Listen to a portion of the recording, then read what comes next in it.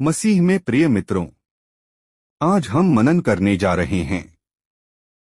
उत्पत्ति अध्याय 7 हमें मानव इतिहास की एक अत्यंत गंभीर और शिक्षाप्रद घटना की ओर ले जाता है, नूह का जल प्रलय।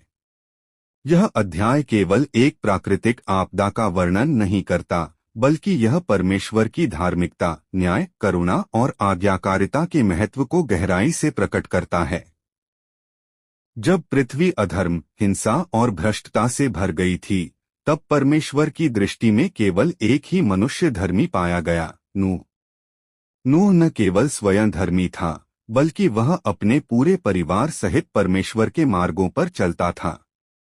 इसलिए परमेश्वर ने उसे आने वाले विनाश से पहले चेतावनी दी और उद्धार की योजना प्रकट की। परमेश्वर नूह से कहते हैं कि वह अपने घराने सहित जहाज में प्रवेश करे, क्योंकि इस पीढ़ी में वही धर्मी पाया गया है।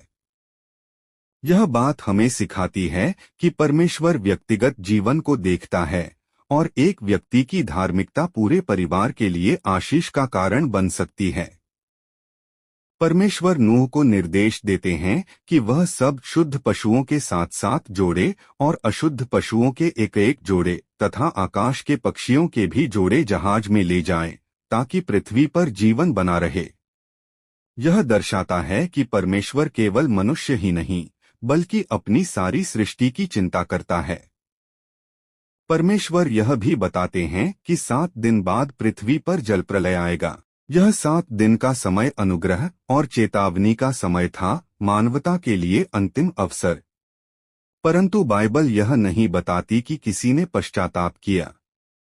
नूह ने जो कुछ परमेश्वर ने कहा, वही किया, बिना प्रश्न, बिना संदेह। जब 7 दिन पूरे हुए, तब वही हुआ जिसकी घोषणा की गई थी। नूह के जीवन के 600वें वर्ष के दूसरे महीने के 17वें दिन पृथ्वी के सारे गहरे सोते फूट पड़े और आकाश के झरोखे खुल गए। यह केवल ऊपर से गिरने वाली वर्षा नहीं थी, बल्कि नीचे से भी जल का प्रचंड विस्फोट था।